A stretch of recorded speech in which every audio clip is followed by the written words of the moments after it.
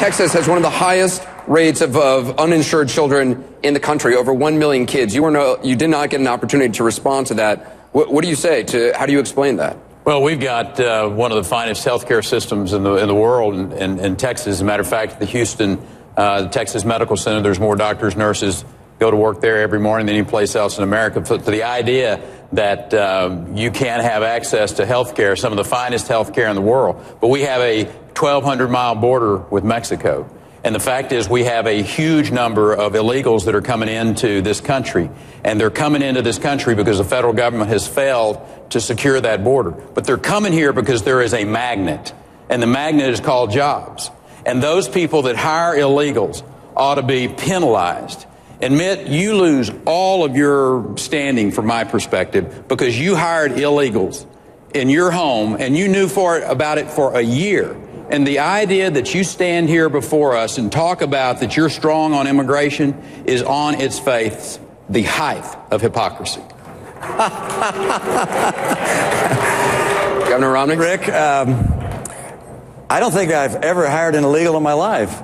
And so I'm afraid, I'm looking forward to finding your facts on that because that just doesn't... I'll tell you what the facts are. Rick, again... You had the word... I'm speaking. I'm speaking. The newspaper... I'm speaking. It's time for you to tell the truth. You get 30 seconds. Time for you to tell the truth. The way the rules work here is that I get 60 seconds. Well, no, but the American people and then you get 30 seconds to respond, right? And they want to hear you say that you knew you had illegals would you please wait? Working. Are you just going to keep talking? Yes, Are you going to let me finish with what I have to say?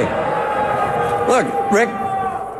I thought Republicans followed the rules. This has been a tough couple of debates for Rick, and I understand that, and so you're going to get testy. But I'll tell you what. Let me take my time, and then you can take your time. Right. All right? Have at it. All right. My time is this, which is I have in my state when I was governor, I took the action of empowering our state police to enforce immigration laws. When you were governor, you said I don't want to build a fence.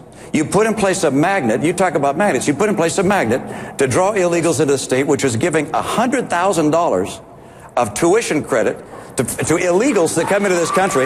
And then you have states, the big states of illegal immigrants are California and Florida. Over the last 10 years, they've had no increase in illegal immigration. Texas has had 60% increase in illegal immigrants in Texas. If there's someone who has a record as governor with regards to illegal immigration that doesn't stand up to muster, it's you, not me. Governor Perry, 30 seconds. You stood here in front of the American people and did not tell the truth that you had illegals working on your property, and the newspaper came to you and brought it to your attention, and you still, a year later, had those individuals working for you. The idea that you can sit here and talk about any of us having an immigration issue is beyond me. I've got a strong policy. I've always been against amnesty. You, on the other hand, were for amnesty.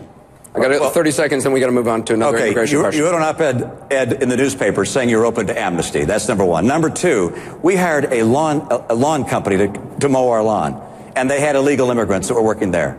And when that was pointed out to us, we let them go. And we went to them and said, you have a problem with allowing someone to finish speaking. And I'd suggest that if you want to become president of the United States, you got to let both people speak. So first, let me speak.